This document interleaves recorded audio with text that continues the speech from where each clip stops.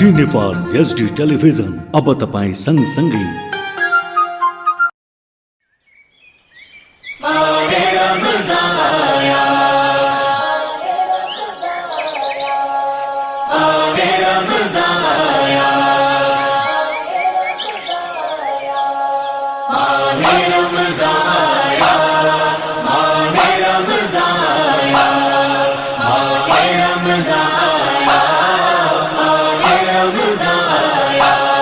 शोरे मगनो सुनकर तुझ तक में दबा आया, शोरे मगनो सुनकर तुझ तक में दबा आया।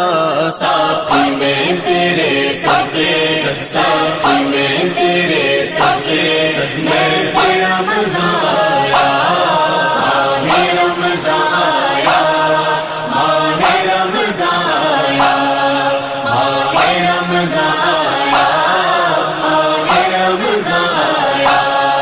जब बामे तजल्ली पर वो नैया रे जा आया, जब बामे तजल्ली पर वो नैया रे जा आया। सर था जो गिरा झुक कर, सर था जो गिरा झुक कर, दिल था जो तप आया। साथी में तेरे साथे, साथी में तेरे साथे, मैं तेरा मजा आया, मेरा मजा आया, मेरा मजा आया। यो माहे रमजान को अब केही समय मात्र बाँकी छ। हामी रोजा अफ्तार गर्छौं, त्यसपछि भोलिपल्ट हाम्रो ईद उल फित्रको ईद हुन्छ। यस पटकको माहे रमजान जुन देशमा महामारी देखियो र लकडाउन थियो, यो लकडाउन र माहे रमजान सँगसँगै हुँदाखेरि धेरै समस्याहरू उत्पन्न भएका थिए। हामी यस पटकको माहे रमजानमा आफ्नै घरमा नमाज पढ्यौं, आफ्नै घरमा अफ्तार गऱ्यौं। जुन ठुलो पर्वको रूपमा हामीले यसले मनाइँदै आइरहेको छौं, यो घरभित्र नै सीमित भयो र घरभित्र पनि हामी एउटा दूरी बनाएर बस्नुपर्ने बाध्यता भयो। यसले यस पटकको रमजान सीमा जति हामीलाई खुसी थियो, त्यो खुसीको साथसाथमा त्यही हामी दुखी पनि थियौं कि यस्तो समयमा यो महामारी जुन हाम्रो देशमा देखा परेको छ, यो महामारीबाट हामी कसरी मुक्ति पाउँछौं र यो मुक्ति पाउनको लागि हामी दिनरात अब एउटा विकल्प मात्र थियो कि अल्लाहसँग प्रार्थना गर्ने हो। हामीले अल्लाहसँग दुआ प्रार्थना पनि गर्यौं र मलाई विश्वास छ भने कि अब यो हाम्रो देशमा यो महामारीको समाप्ति हुन्छ, यसको अन्तिम हुन्छ। बाँकी जिल्लाको हेर्ने हो भने आजदेखि होइन, जुन दिनदेखि यो हाम्रो लकडाउनको सुरुवात भयो, जस्तै म तपाईले भनौं सबै बरातदेखि यो माहे रमजानको 15 दिन अगाडिदेखि नै हामीले सरकारले लकडाउन जुन पूर्ण रूपमा लागू गरेको छ, त्यसलाई हामीले पूर्ण रूपमा पालना गर्नुपर्ने हाम्रो पुरा प्रतिबद्धता छ। हाम्रो धार्मिक स्थलहरूबाट पनि यसको सन्देश भइसकेको छ र यही अनुसार हामीले आफ्नो घरमा नमाज, अहिले हामी मस्जिदभित्र नमाज पढ्न गइरहेको छैनौं। शुक्रबार जस्तो महत्त्वपूर्ण दिनमा पनि आफ्नो घरमा हामीले नमाज पढ्यौं। अलविदा यो माहे रमजानको अलविदामा पनि हामीले आफ्नो घरमा नमाज पढ्यौं। तर तपाईकै माध्यमबाट हामीले के स्थानीय सरकारलाई या स्थानीय प्रशासनलाई के अनुरोध गर्न चाहन्छौं कि यो लकडाउन लागू जुन गर्नु भएको छ, यो लकडाउनलाई पूर्ण रूपमा लागू गराउनु पर्यो। यो 11 बजेदेखि 3 बजेसम्म जुन खुक्लो लकडाउन बनाउनु भएको छ, यसले समस्याको समाधान हुँदैन। किन यो महामारी हो, मानव जातिबाट मानव जातिमा सर्ने यो रोग हो र यो दिनदिनै अहिलेको अवस्था हामीले राष्ट्र अन्तर्राष्ट्रको यदि समाचार हेर्यौं भने, हाम्रो छिमेकी मित्र महाराष्ट्रकै नै हेर्यौं भने यो दिनदिनै बढ्दै गइरहेको अवस्था हो। यसकारण यसलाई हामी सजग सचेत भएर यसले कसरी हामीले समाप्त पार्ने हो, यो कोरोना भाइरससँग हामी कसरी लड्ने हो, यसको लागि हामीले पूर्ण रूपमा तयारी गर्नुपर्छ। यसमा नेपाल सरकारले, स्थानीय सरकारले, प्रदेश सरकारले, यसमा सबै स्थानीयताका सरकारहरूले विशेष गरेर ध्यान दिनुपर्नेछ। र आज हाम्रो माहे रमजानको अन्तिम दिन हो। यो अन्तिम दिनको शुभ अवसरमा म समस्त देशवासीहरूमा शुभकामना दिन चाहन्छु र भोलि हाम्रो जुन महान पर्व ईद हुन्छ, यो ईदमा हामीले आफ्नै घरमा जो मस्जिदहरूमा धर्मगुरुहरू बसेका छन्, ती धर्मगुरुहरूले आफ्नो 5 जना 7 जना मस्जिद ईदगाहमा नमाज पढ्छन् र हामी सबैले ईदको त्यत्रो ईदको ठुलो नमाज पनि हामी आफ्नो घरमा पढ्छौँ र यो घरमा पढेर हामी एक अर्काले मुखबाट मात्र शुभकामना दिन्छौँ, मुबारकबाद दिन्छौँ। अहिले जस्तै पहिले ईदमा गला मिल्ने चलन थियो, हात मिलाउने चलन थियो, सबै साथीभाइहरूलाई बोलाएर खुवाउने पुवाउने चलन थियो। यसपटक यो सबै हामी बन्द गरिदिएका छौँ। अहिले हामी गला पनि नमिल्ने र हात पनि नमिलाउने, टाढैबाट एक अर्कालाई शुभकामना मुबारकबाद दिने र घरमा पनि जुन जस्तो छोरी बेटीहरू आउँछन् एक जना मात्र आउने, एक जना आउने, एक जना फाउने, केही खाने पिने त्यसपछि जाने, त्यो भिडभाड हामी नगर्ने। यसको मुख्य हो अहिले जुन नेपाल सरकारले गरेको छ लकडाउन या जुन व्यवस्था गरिएको छ, यो इस्लाम धर्मको पनि एउटा सन्देश हो। इस्लाम धर्मका प्रवक्ता हजरत मोहम्मद मुस्तफा सल्लल्लाहु अलैहि वसल्लमले आज होइन आजभन्दा 1400 वर्ष अगाडि नै यो सन्देश दिनुभएको थियो। जब जब महामारी यस्ता वबाहरू आउँछन् भने त्यो वखतमा आफ्नै घरमा बस्नुपर्छ। म तपाईँकै सञ्चारमा एउटा सन्देश के दिन चाहन्छु भने जस्तै यो चाइनाबाट कोरोना भाइरसको सुरुवात भयो, यदि चाइनामा त्यही वखतमा बन्देज गरिएको हुन्थ्यो भने, त्यही वखतमा आवत जावतमा रोक लगाएको हुन्थ्यो भने आज यो देशभरि विश्वमा जुन फैलिएको अवस्था छ त्यो त्यस्तोमा अलिक कमी पनि हुन सक्थ्यो। जस्तै हाम्रो छिमेकी मित्र राष्ट्र भारतमा हाम्रो नेपालको यो खुला सिमाना हो। यस्तो महामारी यस्तो दुःखको अवस्थामा पनि अहिले भारतका खुला सिमाना भएको नाताले आवत जावत बढिरहेको। अहिले छिमेकी मित्र राष्ट्र भारतमा जति हाम्रो त्यहाँ नेपाली दाजुभाइ बसिरहेका थियो त्यो दिनदिनै हजारौँ 2000 5000 मान्छेहरू आइरहेका छन्। त्यसले पनि महामारीमा एउटा समस्या उत्पन्न हुन सक्छ। तपाईले सोधेको प्रश्नमा मुस्लिम समुदायले आजदेखि होइन हामी महिनौँ अगाडिदेखि भनिरहेछौँ, मुस्लिम समुदायले धार्मिक दृष्टिकोणले, सामाजिक दृष्टिकोणले, राजनीतिक दृष्टिकोणले नेपाल सरकारले गरेको लकडाउनलाई पूर्ण रूपमा पालन गर्नुपर्दछ र पालन गरिरहेका छन्। यहाँसम्म हाम्रा धार्मिक स्थलहरू सब आफ्नो ठाउँमा मात्र जो 4-5 जना छन् त्यही त्यहाँ इबादत पूजा प्रार्थना गरिरहेका छन्, त्यसबाहेक भित्र कोही जान पाएको छैन।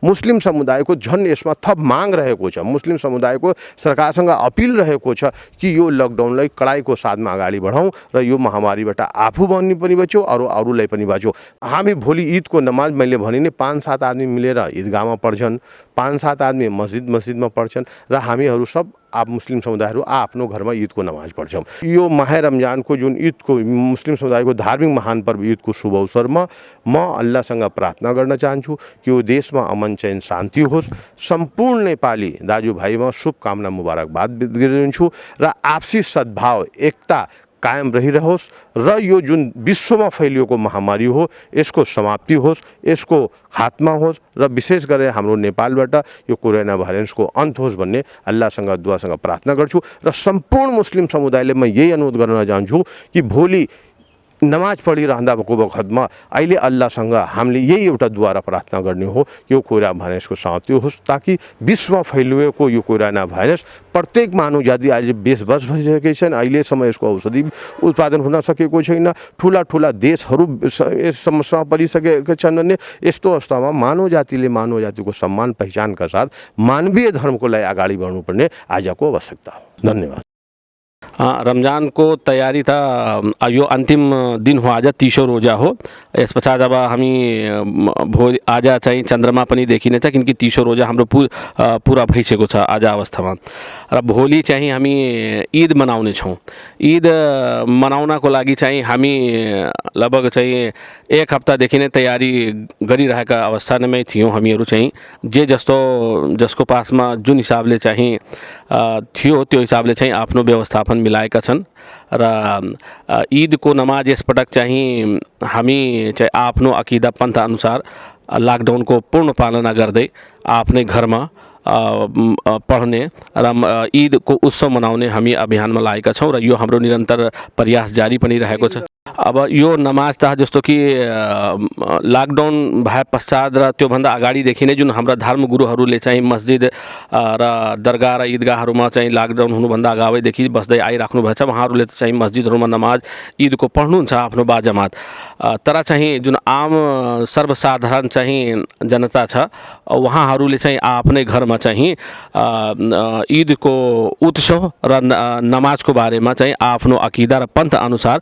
आफ्नै घरमा चाहिँ नमाज पढ्नेछन् र यसै सिलसिलामा चाहिँ भोलि ईद पर्छ भने चाहिँ मनाउने नै हो र यसमा चाहिँ के हुन्छ कि हामीहरूको भेटघाट गर्ने ईदको मुबारकबाद शुभकामना दिने पनि प्रचलन रहेको छ। यसपटक अब विगत जस्तो कि विगतमा हामी मनाउँदै आएका थियौँ जुन हिसाबले चाहिँ ईद पर्व र रमजानको महिना, यसमा हामीहरू के हुन्थ्यो कि सामूहिक रूपमा तरावीको नमाज हुन्थ्यो प्रत्येक मस्जिदमा र ईदगाहमा गएर हामी नमाज पढ्थ्यौँ र सामूहिक ईद को शुभकामना आदान प्रदान पनि हुने गर्यो। तर यसपटक चाहिँ त्यो सहज छैन, किनकि अहिले हालको अवस्थामा कोरोना महामारीको भयावह स्थिति रहेको छ, संसारभरि फैलिएको छ र यसबाट चाहिँ हाम्रो मुल्क चाहिँ नेपाल पनि भयानक जोखिम अवस्थामै नै रहेको छ। यसकारण चाहिँ यसपटक चाहिँ शुभकामना आदान प्रदान गर्दाखेरि म आफ्नो समुदायसँग पनि अपिल गर्न चाहन्छु कि चाहिँ अङ्गालो मारेर र हात मिलाएर शुभकामना आदान प्रदान नगर्नु होला, किनकि चाहिँ यसले गर्दाखेरि कोही पनि व्यक्ति एकजना पनि सङ्क्रमित त्यो भिडभाडमा देखियो र उसँग चाहिँ हात मिलाउनु भयो र सङ्क्रमित हुन पुग्नुभयो तपाईँको घर परिवार लगायत अन्य चाहिँ साथीभाइहरूले पनि यो सङ्क्रमणका शिकार हुन सक्छन्। यसकारण चाहिँ तपाईँलाई आफूलाई र आफ्ना जोसुकैले माया गर्नुहुन्छ उहाँहरूसँग टाढैबाट सामाजिक दूरी पालन गरेर शुभकामना मुबारकबाद दिन हुन अनुरोध पनि गर्दछु। अन्तिममा सब यो पवित्र महिना रमजानको सम्पूर्ण देशवासीहरूमा र आज चाहिँ अरब देश लगायतमा चाहिँ हाम्रो चाहिँ ईद पर्व मनाइएको छ, किनकि चाहिँ त्यहाँ ईदको चाँद हिजो नै देखा परिसकेको छ। यसकारण अरब देश लगायत युरोपहरूमा र अन्य देशहरूमा चाहिँ मनाइरहेका छन् ईद पर्व। उहाँहरूले हार्दिक मङ्गलमय शुभकामना दिन चाहन्छु र हामी नेपाली र हाम्रो छिमेकी राष्ट्र भारत चाहिँ त्यहाँ चाहिँ भोलि हामी सबैजनाले चाहिँ ईद मनाउनेछन्। उहाँ सबैलाई पनि चाहिँ यो महान पर्व एकता सद्भाव र सौहार्दको महान पर्व ईदको हार्दिक मङ्गलमय शुभकामना दिन चाहन्छु। साथै चाहिँ यो पनि भन्न चाहन्छु कि चाहिँ यसपटकको ईदमा र जुन हामी दान गर्छौँ ईद नमाज पढ्नुभन्दा अगावै, त्यो दान चाहिँ गरिब दुखी असहाय कुनै पनि समुदायको हो। हाम्रो हुजुर पाक सल्लल्लाहु अलैहि वसल्लमले जुन हिसाबले भन्नुभएको छ त्यो कुनै पनि समुदायका व्यक्ति हुन्, गरिब हुन्, असहाय हुन्, दुखी हुन्, उनीहरूलाई चाहिँ त्यो रकमबाट र त्यो दान गर्ने पैसाबाट चाहिँ सहयोग गर्नु र उहाँहरूको दुःख टालेर नै ईद मनाउनु छ। त्यसपछि पश्चात नै तपाईँको ईद उत्सव पुरा हुने हो, नत्र चाहिँ अधुरो रहिरहनेछ। सम्पूर्ण मुस्लिम समुदायले नेपाल सरकारले गरेको लकडाउनको पूर्ण पालना गर्दै जस्तो पुरा रमजान शरीफका नमाजहरू र हाम्रा जति जुमाहरूको नमाज ठुलो हुन्छ त्यो हामी सबै आफ्नो आफ्नो घरमा पढेछौँ र यो पालि पनि ईदमा हामी एकदम दुखी भएर, किनकि बिच नै कोरोना भाइरसले त्रास भइरहेछ र नेपाल सरकारको जुन लकडाउनको नियम लगाएछ त्यसको हामी सम्पूर्ण मुस्लिम समुदायले पालन गर्दै आफ्नो घरमा नमाज पढ्ने कार्यक्रम रहेको छ र यो पालि ईद भनेको ईद जस्तै मनाउनु पर्छ, किनकि ईद एउटा खुसियालीको तिहार हो। तापनि यो बिच नै रोइरहेछ एउटा महामारीले गर्दा, त्यसै कारण ईदलाई एकदम शान्त भएर र ईश्वरसँग प्रार्थना गरेर कि विश्वभरि नै यो कोरोना भाइरसको समाप्ति होस् र मानव जातिमा जुन पुरा देश पुरा विश्व नै ठप भइरहेछ त्यो खुसियाली आओस् भनेर मुस्लिम समुदायसँग मेरो आग्रह छ कि आफ्नो घरमा नमाज पढ्ने र ईश्वरसँग प्रार्थना गर्ने।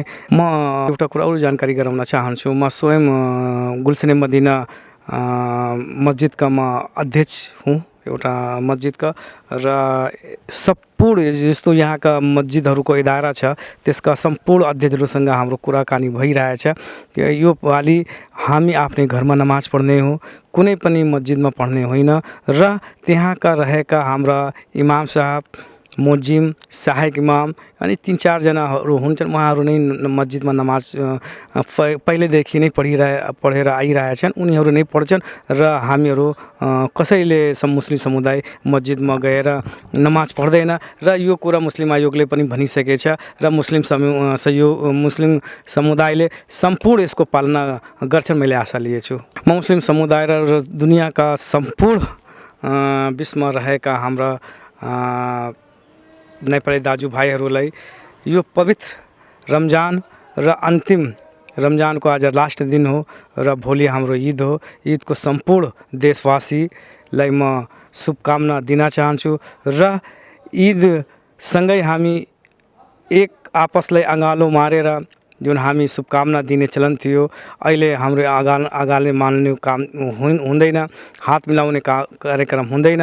हामी फोनदेखि शुभकामना दिने र घरमा बसेर सरकारको लकडाउनको पालना गर्दै सरकारलाई, किनकि हामी बचेपछि नै अर्को ईद मनाउन पाइन्छ।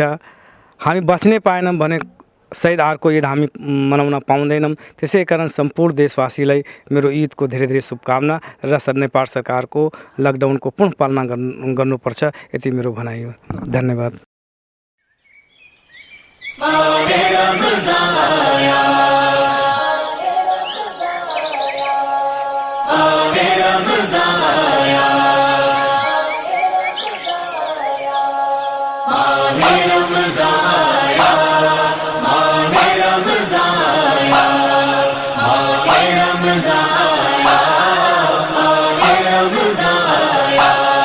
शोरे मगनो सुनकर तुझ तक में दबा आया, शोरे मगनो सुनकर तुझ तक में दबा आया। साथी में तेरे साथे, साथी में तेरे साथे, मैं तेरा मजा आया, मेरा मजा आया, मेरा मजा आया, मेरा मजा आया, मेरा मजा आया। जब बामे तजल्ली पर वो नैयरे जा आया, जब बामे तजल्ली पर वो नैयरे जा आया। सर था जो गिरा झुक कर, सर था जो गिरा झुक कर, दिल था जो तप आया। साथी में तेरे साथे, साथी में तेरे साथे, मैं तेरा मजा आया, मेरा मजा आया, मेरा मजा आया।